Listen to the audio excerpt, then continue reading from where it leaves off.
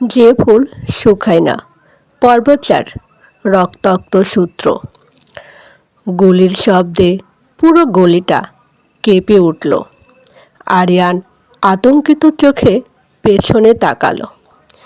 বৃদ্ধ লোকটি মাটিতে পড়ে গেছেন, তার কাঁধ থেকে রক্ত ঝরছে। চাচা চিৎকার করে তার দিকে ছুটে যেতে চাইলে বৃদ্ধ কষ্ট করে হাত তুলে তাকে থামালেন। না, থামবে না, পালাও।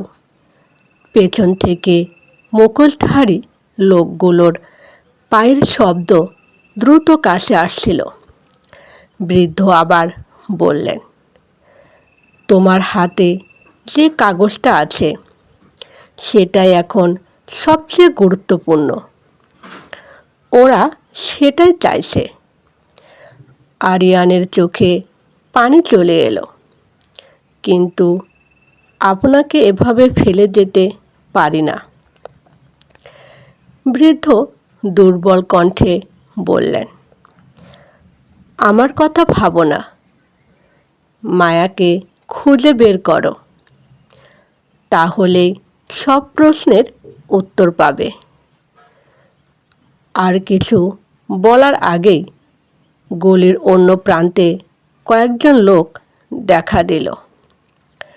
পরিস্থিতি বুঝে আরিয়ান বাধ্য হয়ে দৌড়াতে শুরু করলো। সে জানতো এখন থামলে সব শেষ। প্রায় আধা ঘন্টা দৌড়ে শহরের ব্যস্ত এলাকায় এসে থামল সে। হাঁপাতে হাঁপাতে একটি পার্কের বেঞ্চে বসে পড়ল। তার হাত এখনো কাঁপছে। পকেট থেকে কাগজটা বের করে আবার দেখল ঠিকানাটা ছিল শহরের এক পুরনো লাইব্রেরির। কিন্তু কেন? মায়ের সঙ্গে এই লাইব্রেরির কী সম্পর্ক? সন্ধ্যার দিকে সে ঠিকানার খোঁজে বের হলো। অনেক খোঁজাখুঁজির পর শহরের নিরিবিলি এক এলাকায় পৌঁছালো। সেখানে দাঁড়িয়ে আছে শত বছরের পুরনো একটি লাইব্রেরি। বড় বড় কাঠের দরজা, ধুলো জমা জানালা আর নিস্তব্ধ পরিবেশ দেখে মনে হচ্ছিল এখানে খুব কম মানুষই আসে।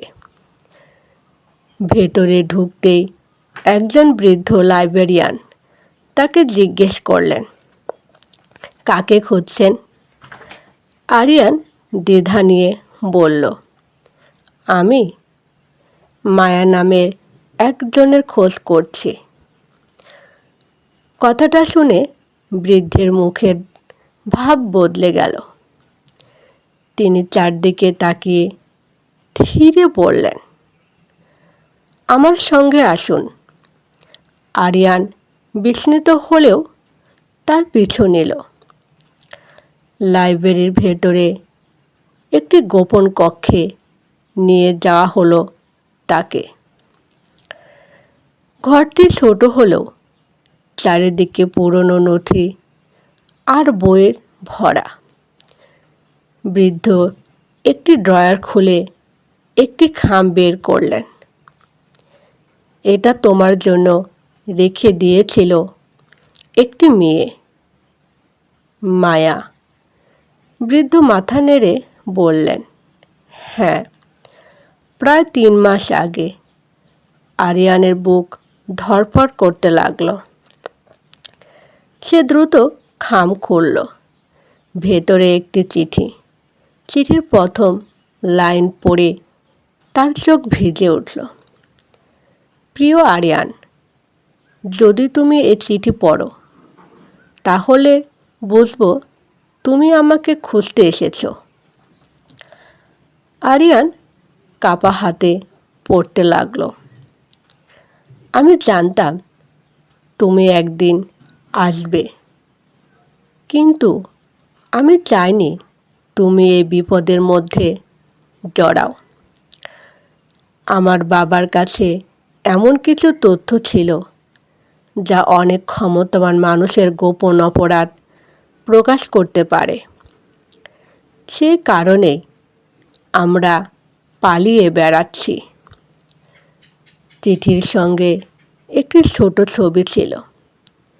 ছবিতে অনেকজন প্রভাবশালী মানুষের সঙ্গে মায়ের বাবাকে দেখা যাচ্ছে। ছবির পেছনে লেখা, সত্যের সাক্ষী। আরিয়ান বুঝতে পারল বিষয়টা শুধু একটি পরিবারের নয়, এর পেছনে অনেক বড় রহস্য লুকিয়ে আছে। চিঠির শেষ অংশে লেখা ছিল, আমাকে খুঁজতে চাইলে আগামীকাল সূর্যোদয়ের আগে পুরনো রেল স্টেশনে এসো, কিন্তু সাবধান, তোমাকে নজরদারি করা হচ্ছে। চিঠি পড়া শেষ হতে হঠাৎ লাইব্রেরির বাহিরে হইচই শুরু হলো। একজন কর্মচারী দৌড়ে এসে বলল, স্যার, কয়েকজন লোক লাইব্রেরির দিকে আসছে। বৃদ্ধ লাইব্রেরিয়ান জানালার ফাঁক দিয়ে তাকিয়ে ফ্যাকাশে হয়ে গেলেন, ওরা এখানে পৌঁছে গেছে। আরিয়ান জানালার দিকে তাকিয়ে দেখল কালো পোশাক পরা কয়েকজন লোক দ্রুত ভবনের দিকে এগিয়ে আসছে। তাদের মধ্যে একজনের হাতে ছিল সেই একই প্রতীক যা সে ডায়েরির একটি পাতায় দেখছিল। তার মানে এরা সেই রহস্যময় দলের সদস্য। বৃদ্ধ তাড়াতাড়ি একটি পিছনের দরজা খুলে দিলেন। এখনই বেরিয়ে যাও, কাল সূর্য ওঠার আগে রেল স্টেশনে পৌঁছাতে হবে। আরিয়ান মাথা নেড়ে দৌড়ে বেরিয়ে গেল, কিন্তু সে জানত না পরের দিন রেল স্টেশনে তার জন্য অপেক্ষা করছে এমন এক সত্য যা তার পুরো জীবন বদলে দেবে। আর সবচেয়ে বড় কথা, সেখানে হয়তো বহুদিন পর তার দেখা হবে মায়ার সঙ্গে। চলবে কি পঞ্চম পর্ব, বহুদিন পর মুখোমুখি।